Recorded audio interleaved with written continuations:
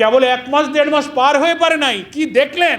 বাঁশবাগানের নিচে diesel petrol পাওয়া যাচ্ছে, মানুষের বাড়ির মধ্যে চালের বস্তা পাওয়া যাচ্ছে কিনা বলেন? 10 টাকা কি 10 কেজি চাল, অমুক চাল তমুক চাল, দলীয়করণ আরম্ভ হয়ে গেছে। ফ্যামিলি কার্ড, খাল কাটা, ইমামদের টাকা বলে সস্তা জনপ্রিয়তার চেষ্টা করেছিলেন, কিন্তু কোথায় যাচ্ছে এগুলো? মানুষ মনে করছে কার টাকা এটা কি প্রধানমন্ত্রীর ব্যক্তিগত টাকা?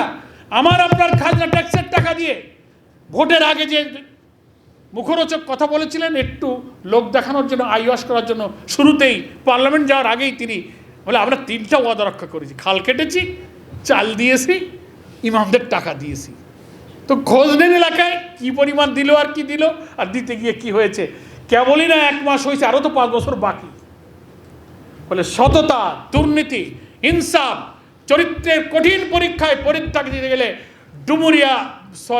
বগুড়াবাসীকে, আবিদুর রহমানকে ভোট দিয়ে সৎ নেতৃত্ব আপনাকে নির্বাচন করতে হবে।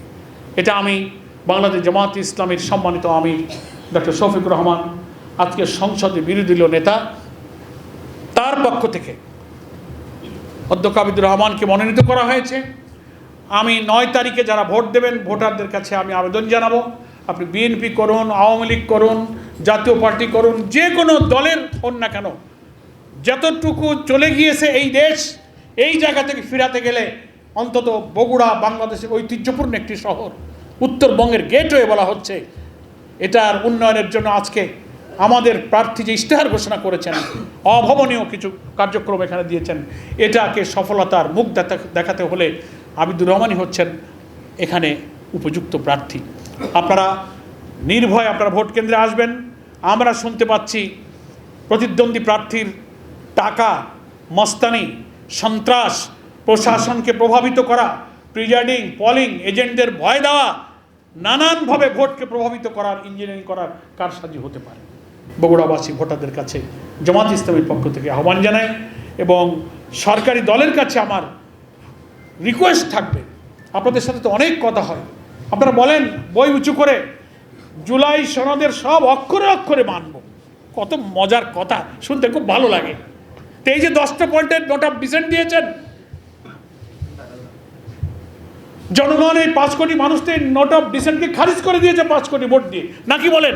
তাহলে আসেন ঐক্যমত্য কমিশনের এই প্রত্যেকটি বিষয় আপনি কার্যকর করেন, তাইলে আপনার কথা ঠিক হবে। গ্রামে বলে চাচির সালনের জায়গায় জায়গায় লবণ।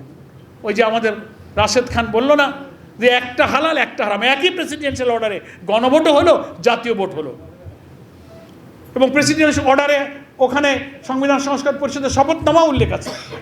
তা আপনি জাতীয় সংসদের এমপি হইলেন, শপথ দিলেন, যে অর্ডারের মধ্যে দিয়ে 2টা হলো, একটা নিলেন আর একটা নিলেন না।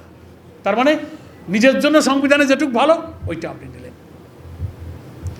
ফলে রাষ্ট্রপতির অর্ডারকে, তারপরে সংবিধান সংস্কার পরিষদকে, গণভোটকে আপনারা অবৈধ বলে জনগণের রায়ের সাথে কিন্তু আপনারা প্রতারণা করেছেন।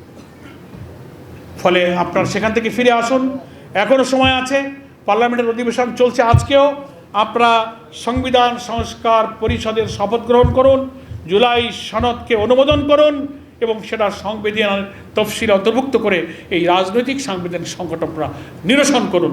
দয়া করে এই সংকটকে রাজপথে আপনারা ঠেলে দেবেন না। এই আহ্বান জানিয়ে বাংলাদেশের উত্তরবঙ্গের প্রবেশদ্বার বগুড়া শহরের সদরের সকল ভোটারকে, জনগণকে, প্রশাসনকে, সাংবাদিকদেরকে আবার অভিনন্দন জানাই। 9 তারিখে শান্তিপূর্ণ উপায়ে একটি কর্তৃত্ববাদী শাসন, দুর্নীতিবাজ দেশ থেকে জনগণ যে কারণে রক্ত দিয়েছিল সেই দিকে দেশটা গঠনের জন্য বিরোধী দলের এখানকার প্রার্থী, 11 দলের প্রার্থী আবিদুর রহমানকে দাঁড়িপাল্লা মার্কায় ভোট দিয়ে জয়যুক্ত করুন। সকলকে ধন্যবাদ। আল্লাহ হাফেজ। বাংলাদেশ জিন্দাবাদ। 11 দলীয় ঐক্য জিন্দাবাদ।